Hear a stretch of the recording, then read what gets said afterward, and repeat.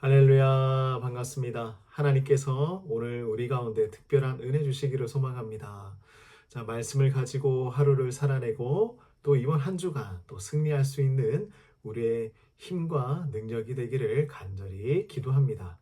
자, 오늘 우리 함께 나눌 말씀은 리딩 지저스 다니엘서 3장 말씀입니다. 함께 묵상을 나눠보도록 하겠습니다.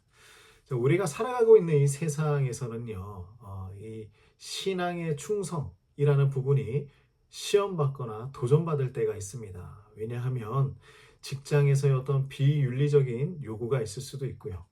친구들 사이에서 압박이 있을 수도 있습니다. 아니면 사회적 통념으로 인하여서 신앙의 충돌이 일어날 때도 있죠. 이럴 때 우리는 어떻게 해야 하는 것인가? 오늘 말씀에 나오는 이 다니엘 세 친구들의 모습을 보면서 우리가 바른 믿음을 잘 세워나가길 소망합니다. 자, 오늘 말씀의 시작은 이렇게 이루어지는데요. 느부갓네살 왕이 금으로 신상을 만드는 장면부터 시작을 합니다. 그 신상의 크기는 27m 정도의 높이라고 합니다. 27m 정도면 아파트 한 10층 정도의 높이이죠. 그 정도의 큰 금신상을 만드는 것이었습니다. 자, 신상을 세웠다는 것은 무엇입니까? 자신의 명성, 자신의 이름을 높이기 위함이겠죠. 그런데 이 느부갓네살 왕은요, 다니엘의 그 꿈 해석을 들으면서 네가 섬기고 있는 그 신이 신 중에 신이고 참다운 하나님이다라고 고백했던 그 느부갓네살이었는데도 불구하고 그는 자신을 섬기는 사람이었습니다. 하나님을 섬기는 것이 아니라 자신의 신상을 만들고 거기에 절을 하게 만드는 것이죠. 자, 느부갓네살 왕은 모든 관직에 있는 다양한 사람들을 자신의 이 신상 낙성식에 초대를 합니다. 그리고 그 신상 앞에서 악기를 연주하고 있을 때에 절을 하라 명령을 하죠. 각양각색의 악기로 마술적인 분위기를 만들어 갑니다. 뭔가 종교적이고 문화적인 수단으로 사람들의 마음을 움직여 보는 거예요. 그리고 그 신상의 절을 시키는 것입니다. 오늘 말씀에는 이 다니엘은 등장하지 않고요. 세 친구만 등장을 하는데요.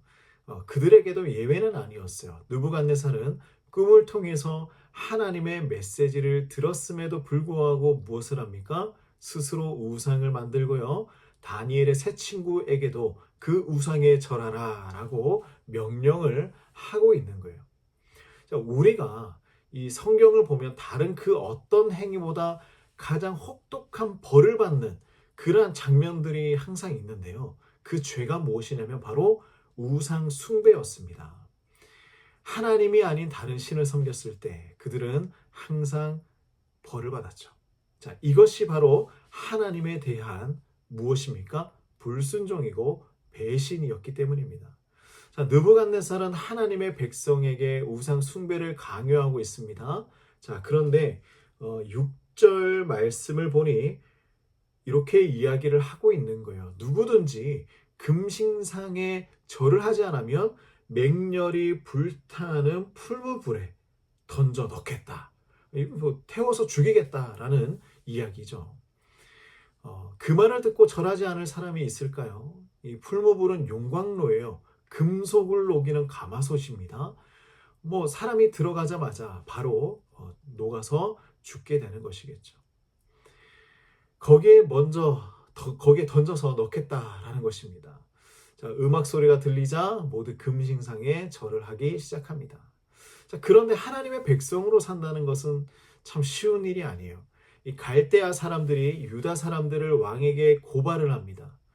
다니엘의 세 친구가 왕을 높이지도 않고요. 왕의 신을 섬기지도 않고 왕이 세운 금신상에도 절을 하지 않습니다. 이렇게 고발을 한 거예요.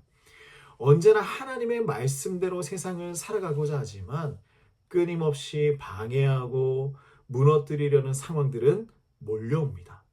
우리도 그러한 유혹과 그러한 시험을 받고 있지 않습니까?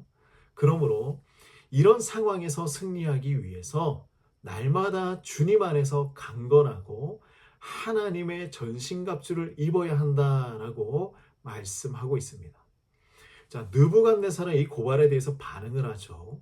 그들을 끌어오고 끌어서 데리고 오고 분노합니다. 지금이라도 돌이켜서 신상에 절하면 용서해 주겠다. 그렇지 않으면 풀무불에 던져 넣겠다. 이렇게 이야기를 합니다. 너희를 나에게서 건져낼 신이 누군가 있겠냐라고 이야기를 하고 있는 거예요. 왕의 모습이 이랬다가 저랬다가 일치되지 않습니다. 자, 새 친구는 이제 선택을 해야 돼요. 하나님에게 등을 돌리고 우상에게 절을 할 것이냐, 아니면 풀무불에 들어갈 것이냐. 자, 그런데 이 새 친구에게는요, 선택의 문제도 아니었어요. 당연한 것입니다. 자, 16절에 보면요, 이 친구들이 대답을 합니다. 이르되 느부갓네살이여, 우리가 이 일에 대하여 왕에게 대답할 필요가 없나이다. 이렇게 얘기하는 거예요. 대답할 필요조차도 못 느끼는 거예요. 너무나 당연한 일이기 때문입니다. 무엇이냐면 우리가 하나님만을 섬기는 백성들인데 어떻게 그 신상에 절을 하겠습니까? 우리가 섬기는 하나님이 계신데 우리를 풀무불에서도 왕의 손에서도 당연히 건져내실 것입니다.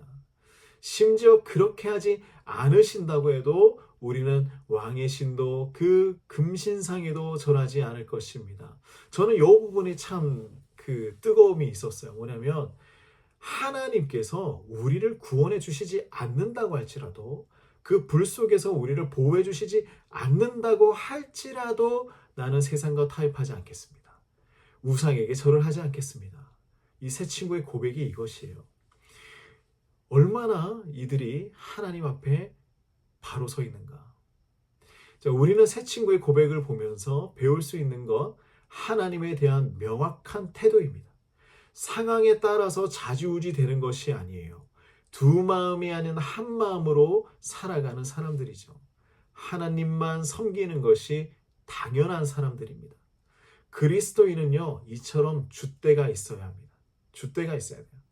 환경과 상황에 요동하지 않는 믿음으로 살아가는 우리 모두가 되기를 간절히 소망합니다.